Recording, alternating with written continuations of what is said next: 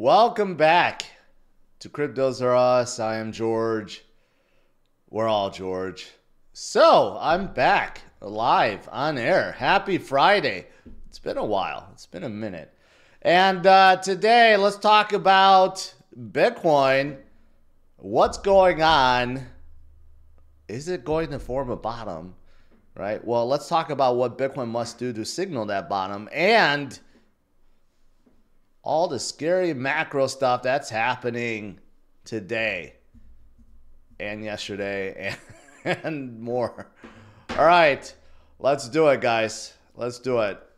Welcome, welcome, welcome. Hey, we're starting out a day for Bitcoin just like yesterday. Right around the same exact mark, right under $84,000, and that was right before Bitcoin headed down all the way down to 80, or actually a little bit less, 79.8 after Wall Street opened. Are we going to see something different today? Is Wall Street actually going to buy today? Well, let's look. It did seem like yesterday S&P 500 entered correction mode. So today, right now, everything's looking good. Everything's green. Dow, S&P, NASDAQ, all in the green. And our favorites like Coinbase and Robinhood and MicroStrategy all up. So that's good. Let's hope it holds. Obviously, I've been talking a lot about what's been happening on a macro scale. A lot about tariffs, a lot about our economy and inflation and all the worries that come with all these things, and they have not gone away. But markets are oversold. The U.S. market is definitely oversold. Bitcoin is oversold. Most, if not all, crypto projects are oversold. Right? So it's just a matter of, are we going to bounce? Are investors going to take advantage and start buying? You know, I think so. I mean, we're at a point where we have sold off so much over the last month. It's unbelievable. Unbelievable. And here's the thing. Trump is not going to back down. So I reported this last night. He's not going to bend at all with his tariff stuff. Okay. He's going to continue forward. And Scott Benson and Howard Lutnick, they are in full agreement that short term things could get really rocky for the stock market and everything else. But long term, this is good for America. Okay. So be prepared for anything short term. And even when asked about recession, Trump was asked directly about recession. J.D. Vance now asked about recession. No one is ruling it out. That's the thing. I know no one can make guarantees of anything, but you figure if you ask a question like this, you would at least hear something like, no, we're going to make sure that even though there may be short-term, disruptions or volatility, we're going to make sure that, hey, the U.S. is not going to fall in recession. We're doing the opposite. We're going to make America great again, right? But, no one is saying that. No one is ruling out a recession. That's a little scary to me. It's like, yeah, we're going to make America great for the future, but we might fall into recession now. That's not what we want to hear. And even though no one really likes ECB President Christine Lagarde, she says Trump will trigger a global recession, not just a U.S. recession, a global recession, since there's going to be a trade war everywhere with, the European Union, with China, with obviously countries in North America, everywhere. So this is what causing, obviously, markets to be very, very, very volatile recently because no one really knows what the hell's going to happen. But you know what? Like I said, markets are oversold. Very, very, very oversold, right? So despite all these things, you could obviously, like days like today and other days that we had during the week and last week, we're getting bounces because investors are starting to realize that we're just too oversold. There's so many bargains. And long-term, fundamentally, a lot of things haven't changed besides just fear about short-term, but especially like with Bitcoin. It's the reason why it was created, because of all these shenanigans, right? So that's the good thing. Even though there's a lot of scariness right now, there are still a lot of great things to look forward to. Here's something else that short term can be good. It does seem like this ceasefire between Russia and Ukraine is moving forward. This 30-day ceasefire. Russia is optimistic about it, and Ukraine already said they're going to go through with it. So this is good. Short term, if we get a ceasefire, and this leads, of course, to the war ending after how many years? This could be a big catalyst to drive things upwards again, right? So pretty good overall. What else is there? IRS, it's tax season. I don't know if this is good or not, but Doge is going to slash IRS staff by 20% after slashing already a whole lot. So if there's no one to review your taxes, is that a good thing? I guess we'll count that as a win. So Elon and Doge continuing to slash away at staff all over the place, trying to cut down irresponsible spending, right? Which all sounds great. But you know what? Here's the thing. Do you even need the IRS if we don't have to pay income taxes? Because that's the end game, right? To just eliminate income taxes. So if you don't have to pay income taxes, why do you need IRS? Or at least you don't need a majority of it. If the end game is to remove income taxes for anyone earning $150,000 in the U.S., and that's probably the majority of people in the U.S., right? That makes a lot of sense. But whether or not that's actually going to be happening, that's a different story. But I just find this whole thing interesting. And I don't think we're going to collect enough tariffs, okay, to be able to offset that. That's just an enormous amount of money if that were to happen, that we would not be collecting. All right. So that's the macro stuff. What else? ETFs. Wall Street, obviously, it's, I don't even have to show this. I haven't been showing this for a while. But it's pretty obvious who's selling off Bitcoin, okay? Bombardment of sell-offs from all the funds every single day. It's slowing down, but it's still hundreds of millions of dollars every single day.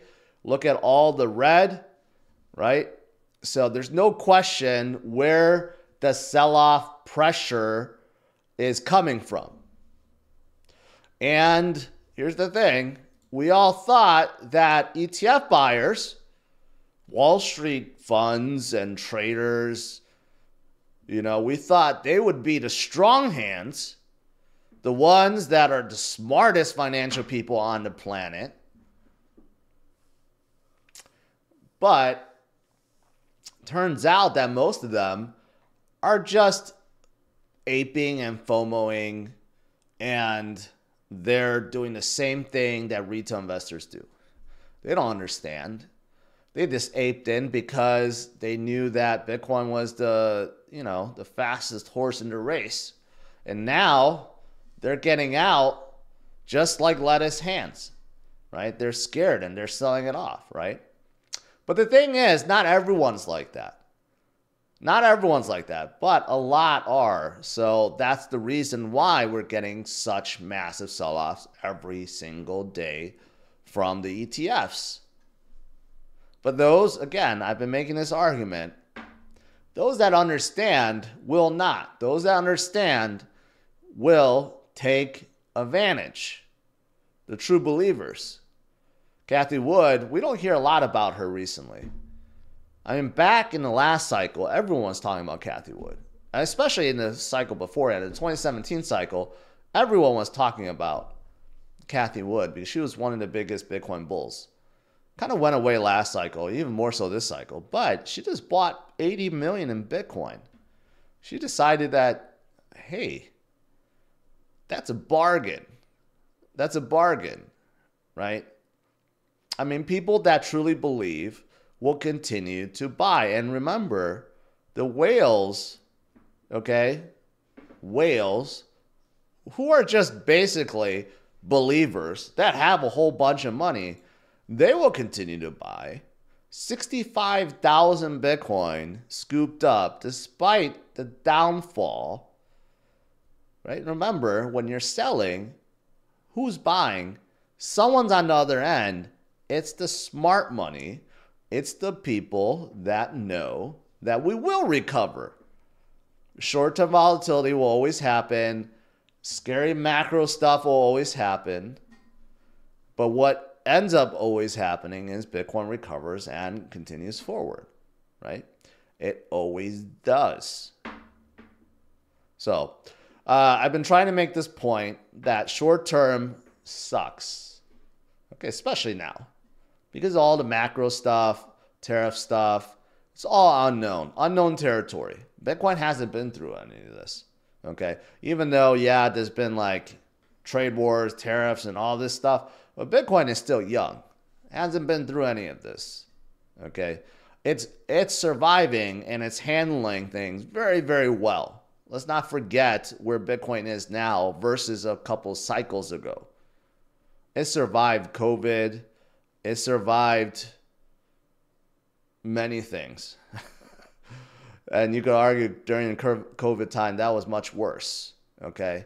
And it survived. And look at where we are now, okay? It survived all the black swan stuff that happened in 2022 as well.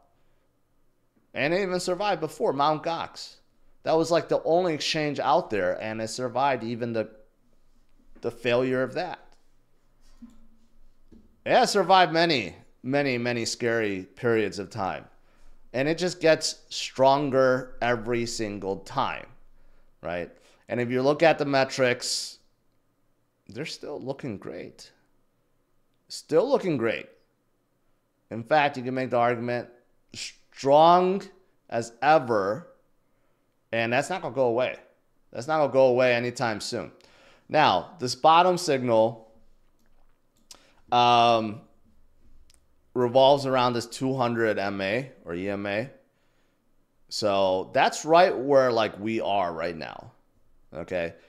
This like 83,000-ish.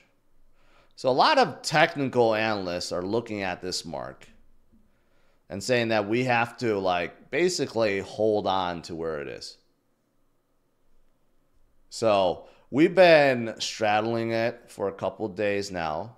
We went below yesterday, but we're back to where it is and we were at before, right? We're kind of like straddling it. A lot of analysts are very uneasy about where we are right now. Whether or not this is the bottom signal or are we going to go down further? But, you know, this is what may happen. This is the broadening descending wedge. You know, to be honest, I don't really trust a lot of these like patterns other than this stupid CME gaps that we keep filling. I'm starting to be a believer of that because no matter what, it seems like we always fill those stupid gaps. Becomes a self-fulfilling prophecy. But these kind of patterns, I take it with a grain of salt, right? And these levels, I also take it with a grain of salt. However, I do bring it up because there are a lot of traders that do trade based on these signals and patterns, right? And if a whole lot of people and systems and bots and algorithms all follow it, it does kind of become a self-fulfilling prophecy. So I just do mention it. But none of this stuff is going to stop Bitcoin. None of it is going to stop it in its tracks. It's not like Bitcoin just shuts down because it doesn't meet one of these requirements. No. Bitcoin will move forward. It will. It's just, it has to get through all the nastiness of right now. That's really what it comes down to. And it's not just Bitcoin. Right now, there's one other crypto that has a whole lot of momentum. And that's XRP. XRP is holding very, very strongly. In fact, it's been creeping upwards because there are so many things that may be happening. That's going to be coming up. First of all, this lawsuit with the SEC has already been reported. They are going to end that. They're asking for Ripple to pay some sort of fine. And also, I think part of that fine, they're asking Ripple not to sell XRP anymore. I think that's what's holding it up. And that may be a deal breaker because that's how Ripple operates. They unlock a certain amount every quarter and they sell it to financial companies that want to use XRP. So I think SEC is asking them to stop that practice. So I don't know how they're going to go around it. Maybe, they're going to do something. But that's going to come to an end soon, right? And XRP ETF is going to come. And BlackRock supposedly wants to get in this and lead it. And when BlackRock gets into something, that means it's going to be real serious. Real serious. So we will see. We will see how serious BlackRock is. And they may be loading up. And as, of course, I've been mentioning, it's not just XRP ETF. There are many other ETFs that are pending.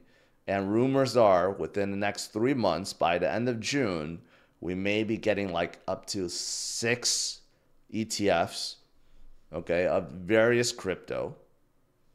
And that could bring billions upon billions of dollars into each one of them. And it could be a very good thing for them. Very, very good thing. All right. I think that's about it.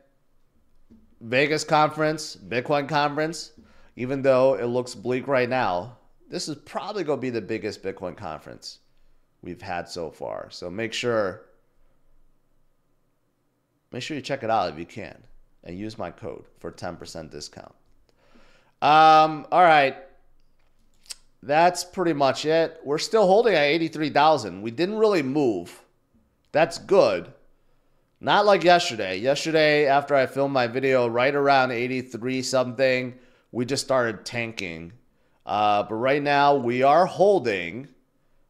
The good thing about Asia and Europe is neither one have been dumping, right? It's actually been pretty good. Asia and Europe has been buying little amounts. They haven't been like really pumping things, but little amounts, and they've been contributing. And XRP is at 232, which is pretty good. It's been steadily climbing. All right. NASDAQ is doing pretty good. Everything is doing pretty good so far. All right, let's do some Q&A.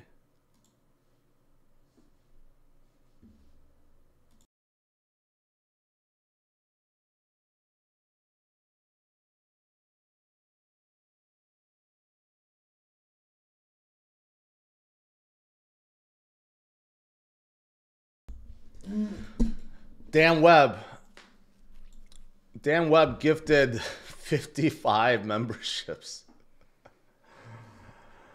Dan, you're going nuts.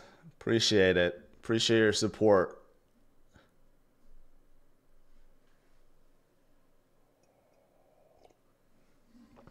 Mello, send a super chat above. Jordan, make shorts if you want. I know this ain't easy. You know, I actually enjoy making the short form videos. It saves a lot of time and gets right to the point. A lot of people actually do enjoy them because people have always complained my shows are too long, even though it never makes sense because you could just leave after, after I'm done with my, spiel, I guess.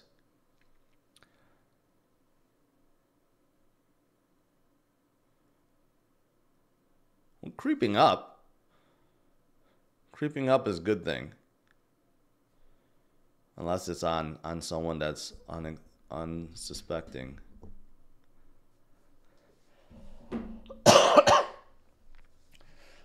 Freedom asks, do you think we'll hit 75K? If so, do you think we'll break this level to the downside? Well, I've been talking about that recently. I think ultimately, if we do fall lower, our bottom is going to be here, 73.8, which is the high we formed in 2024. We didn't go down quite that far. We went to 76.5, but if we do have another downturn and, there's like a ton of recession talk and people are selling off left and right, I think that would be our bottom point.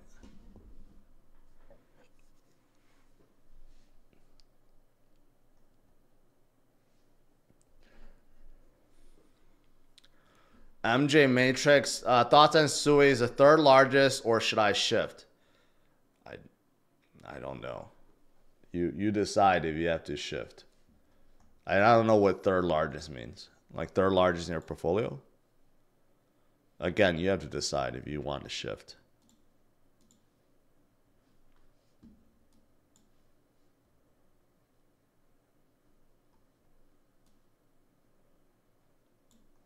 We had a pretty good V-shaped recovery from last night.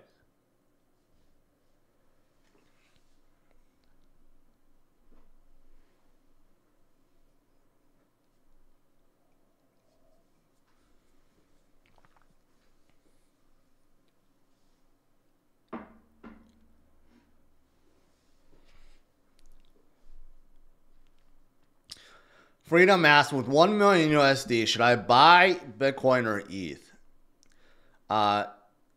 In my opinion, it doesn't matter if you have 1 million, 100 million, $10, or $1,000. I would select Bitcoin over ETH in any scenario. I would never select ETH over Bitcoin, no matter the dollar amount.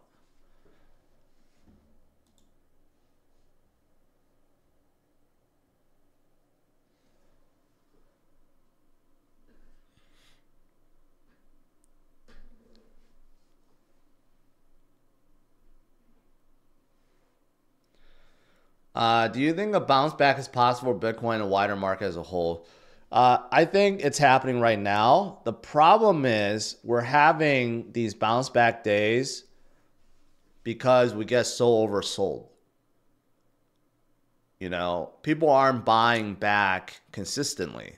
They're buying back because we sold off the previous day or we sold off a few days and then now they're buying back, so it's not consistent. But if you look at, some of these, you look at how much things have sold off, within the last month, it's been pretty crazy. Like MicroStrategy, for example.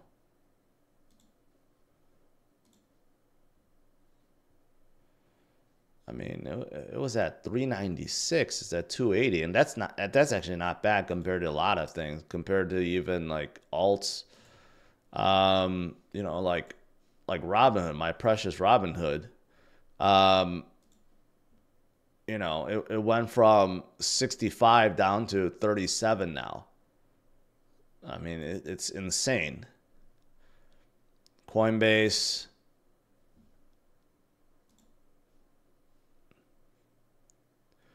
$343. 343 down to 182. That's more than half. I mean,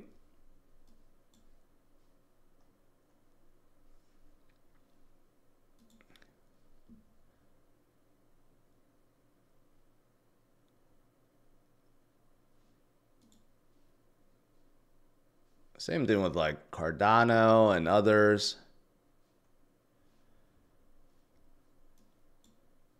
Look at this. 118 down to 72. We are very, very oversold at these levels.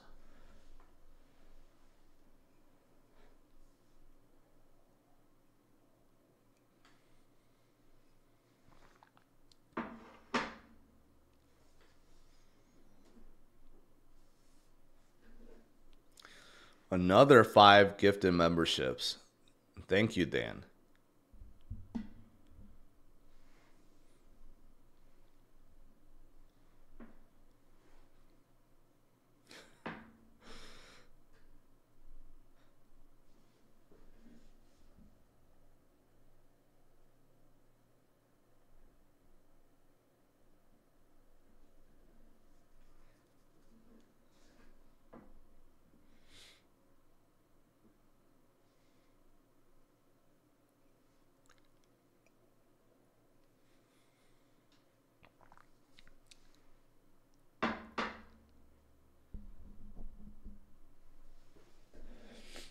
Do you see XRP getting over to the $7.50, $10 range?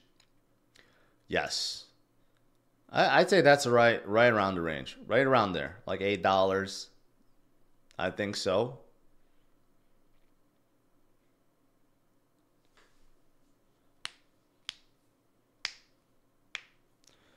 Have I seen Andrew Tate's recent interviews? No. And I have no interest.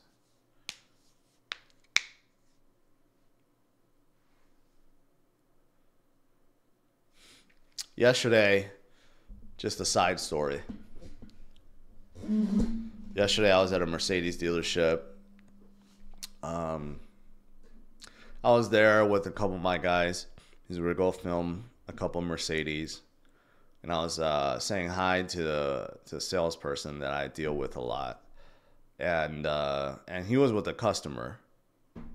And I didn't think much of it. And then like 5 minutes later, the guy comes to me and says, "Hey, can you do me a favor?"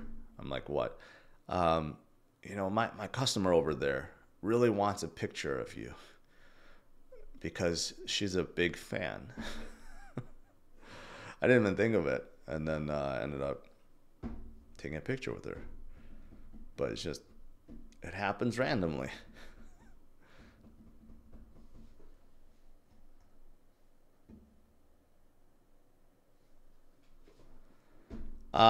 H-bar Bean. George, was H-bar listed on the postponed ETF? There's an application, so I think so. I think it's probably one of them.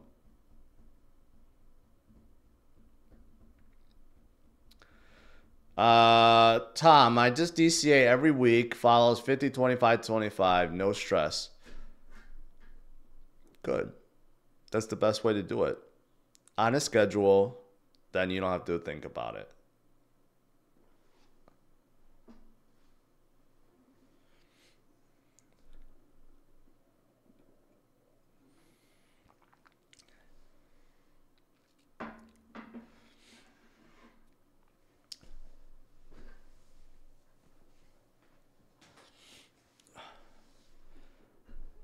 Yeah, I got recognized randomly. Luckily, not to the point where it disturbs my life. So I can still walk around like a bum or something and not, oh Jesus, something just happened there. And not be afraid of people like taking pictures or whatever, disrupting me at dinner with my family or whatever. So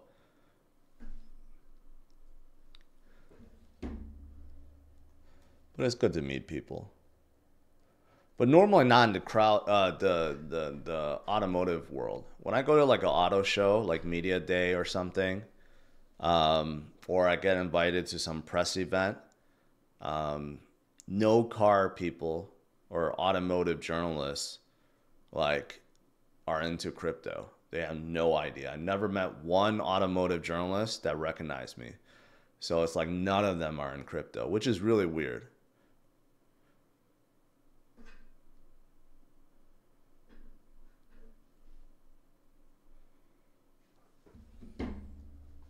Oh, I know why.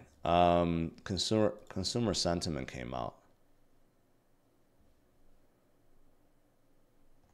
Consumer sentiment is supposed to come out, and I'm pretty sure that's what happened there. But it's not reporting it yet.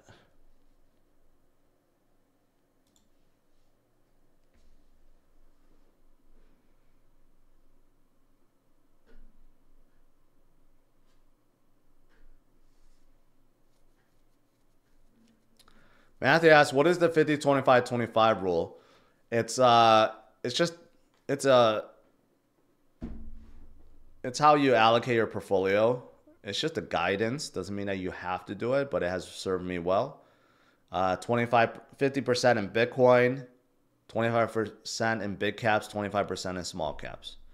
But having that 50% in Bitcoin at least has served me well. But of course, you could go bigger than that. Actually, this cycle, if you have gone bigger than that, if you're like 75% or 90% Bitcoin or even 100% Bitcoin, it has probably served you better.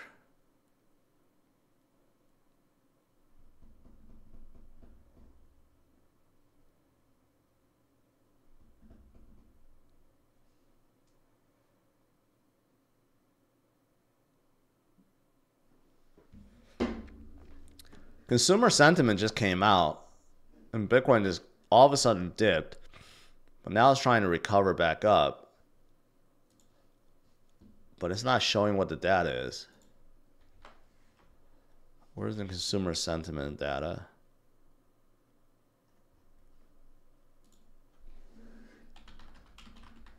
Maybe Yahoo Finance has it.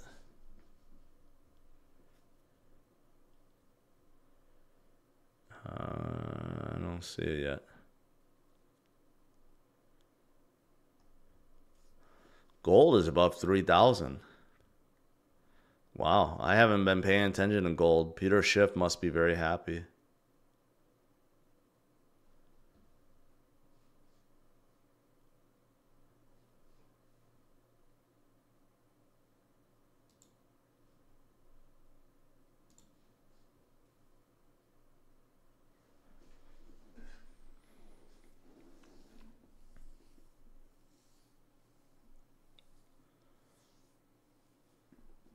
$57.9 versus 64.7, which means it came under. Not good.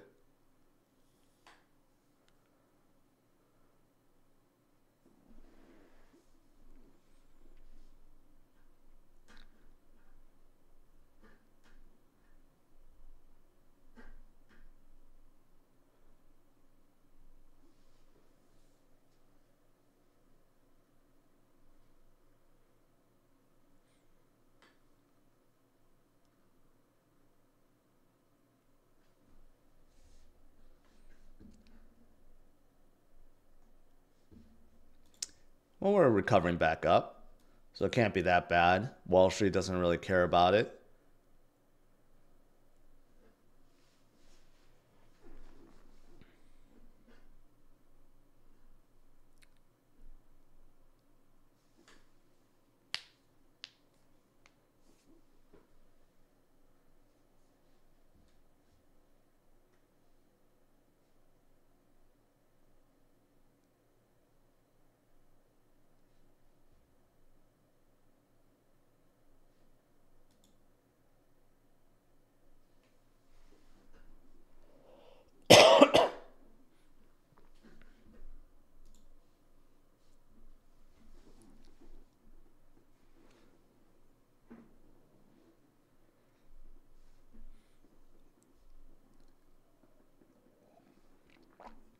We need some rate cuts is what we need.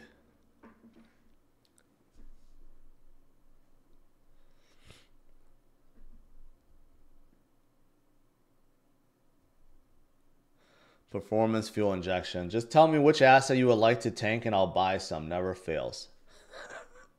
Go buy some Litecoin.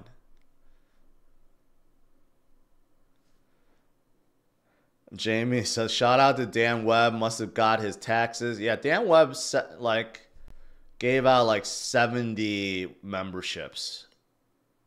So thank you, Dan. It's a lot. Here we go. It finally got updated here. Well, that's not a surprise, right? It's not like consumer sentiment is going to jump up. Everyone's spending less. All the retail stores, everyone's reporting worse forecasts. There's no way consumer sentiment will come out and say, well, you know, it's better than expected. It would make no sense.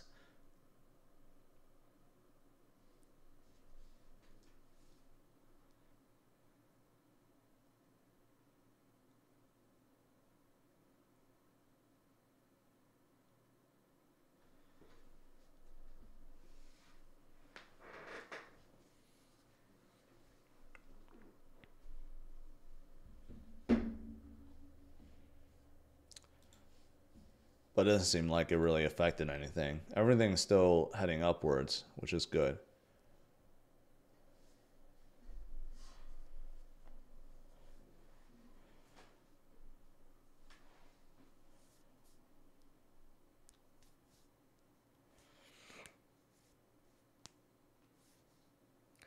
How about a members only chat sometime?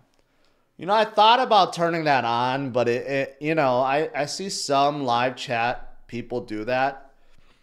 I'm afraid it might turn people off if I turn on members only chat. You know, I don't know.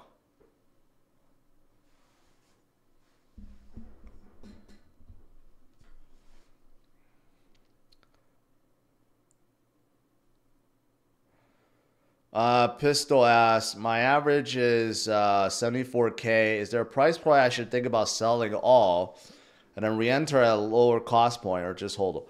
I mean, if your entry point is 74K, I don't think you have to worry about it. Whenever people have timed, like try to outsmart the market and time it like that, they end up usually losing money. So if you're worried, you're still in the green, just simply take some profits out right now. That's it. Take some profits out. Make sure you have some dry powder so that in case we do fall to 74K, then you could use that money to buy back, right? That would be a better way to do it rather than try to like time it.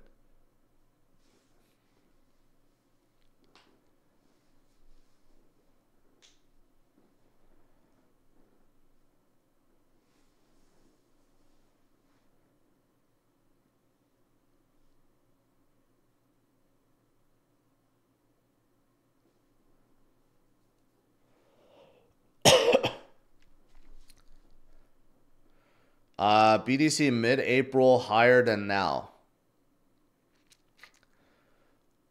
I like to think so, but that's only a month from now. And it really depends on all this tariff stuff. If it gets worse or it gets better. If Trump makes a lot of deals with a lot of these countries, then it's going to get better. But if there's more retaliation from the US and other nations and we get into real tariff wars, then it's going to get worse.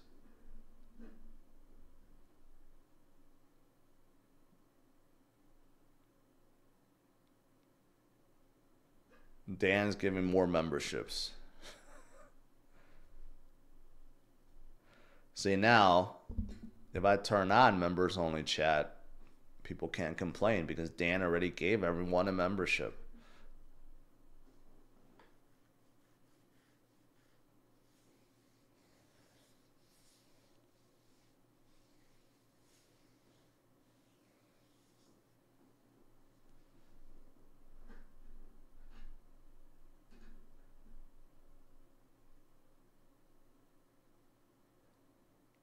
Dan must have shorted everything.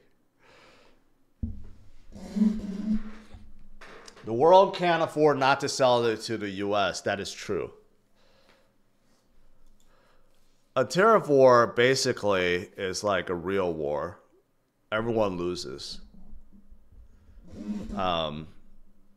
Everyone gets hurt.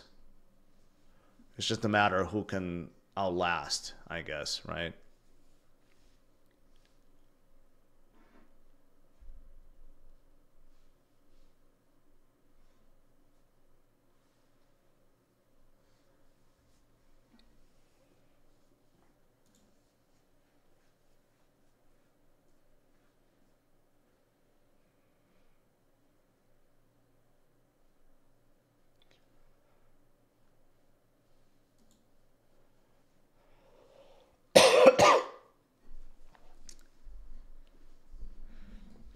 Jamie, unfortunately, no.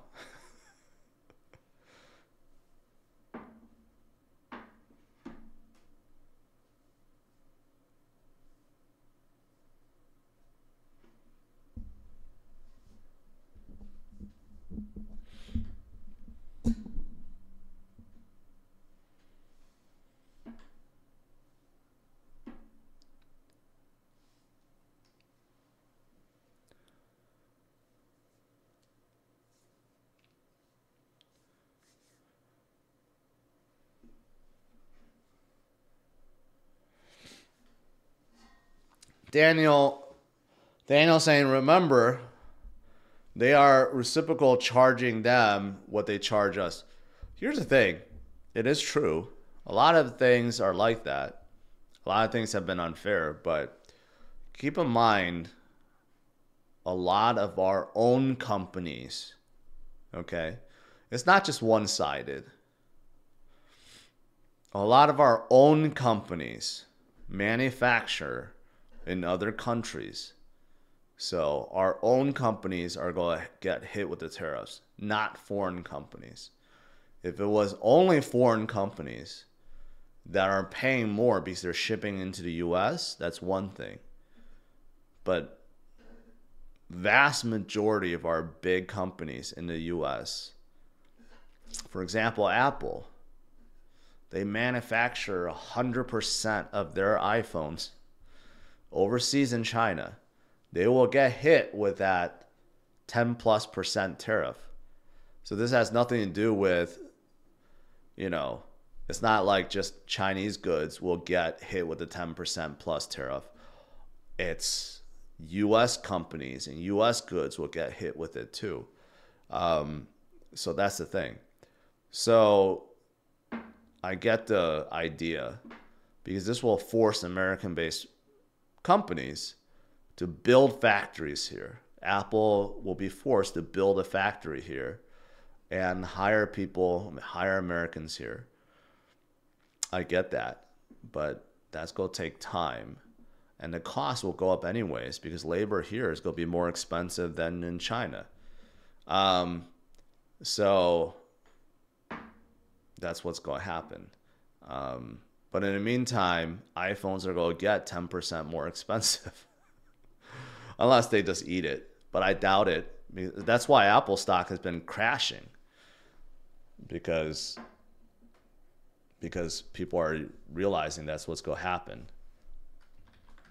I should have shorted. I knew this was going to happen. I even talked about it before, and I didn't know why I didn't short Apple. Look at Apple's weekly performance.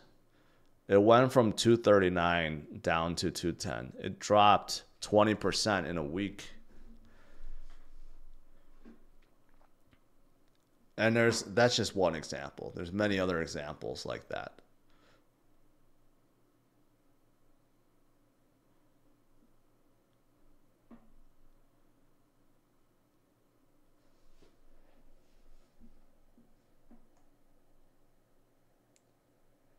Donovan says, I can't take you shopping until we get back to 100K.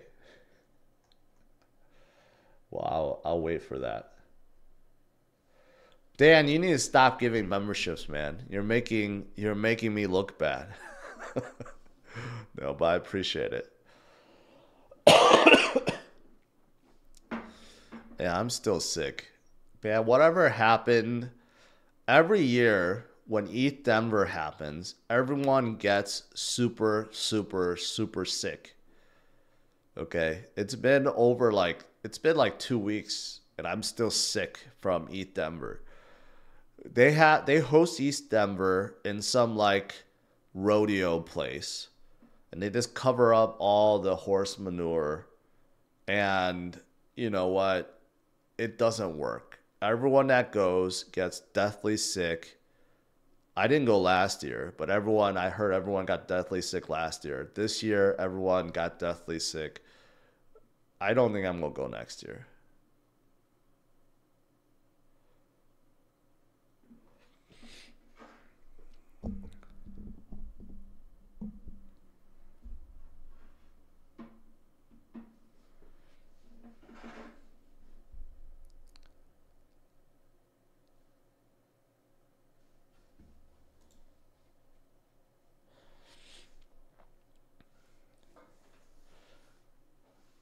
Like if you're into stocks, I'm not a big stock guy, but if any of you guys are into stocks, right now would be a time to look at companies that solely manufacture in a country that will be tariffed and to short the hell out of that stock. And you're going to make a lot of money. Um, there will be a lot of companies that will be hurting in the foreseeable future because their goods are going to be a lot more expensive.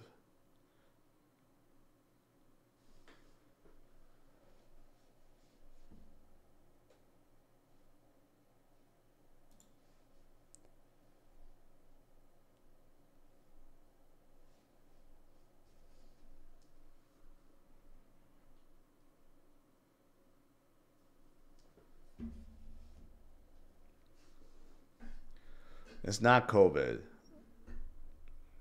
summit. Not everything is COVID. And even now, COVID means nothing.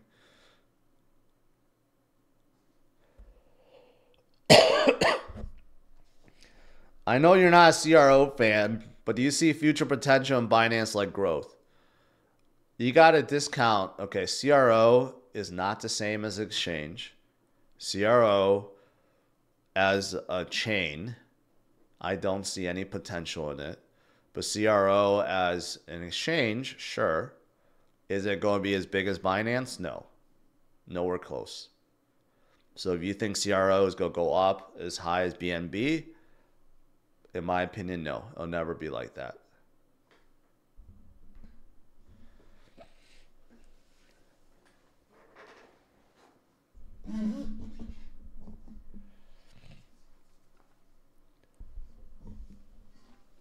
The Rob side, I'm sure people die from many things besides COVID. Don't try to like overblow the situation. People die from a flu all the time. People die from a lot of things, not just COVID.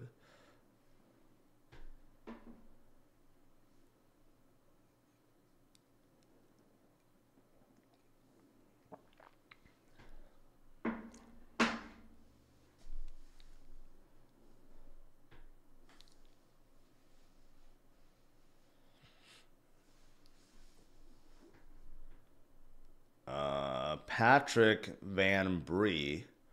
For me, as a 52-year-old guy, never bought a U.S. product besides going to McDonald's. That's not true. I don't buy that. That's a lie. Even if you inadvertently you don't know you're lying, that's not true. There's no way you never bought an American product. And probably there are things that even foreign goods that have American based like components that you're just not aware of.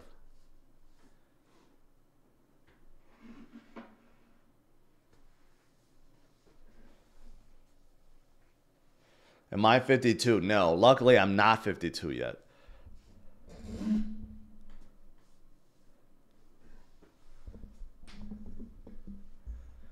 All right, guys. I'm going to take off.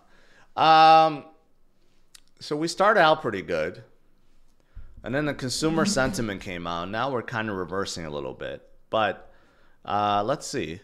Let's see if we could hold.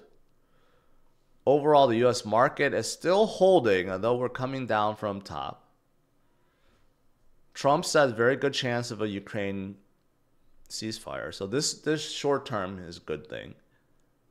But all the tariff stuff is still very, very, very scary. Very scary indeed. All right, guys. Have a good weekend. We'll see where Bitcoin goes. It's been hovering, between the 80s. So as long as it holds here, it's good. I'll share more thoughts tomorrow on my crypto cruise and Sunday walk, obviously. But to be honest, there's less and less for me to share because every day it's just more about tariff stuff. So, there's really not much else for me to share. But I will continue to share more thoughts about tariffs. Is it just right now? It just kind of sucks. Everything is just around tariffs. There's nothing you could do. There's nothing that outshadows tariffs, I guess. But stay strong, my friends. We will get through this. Short-term pain equals long-term gains. All right? So, smash the like, subscribe to the channel. I'll see you guys later. All right. Bye-bye.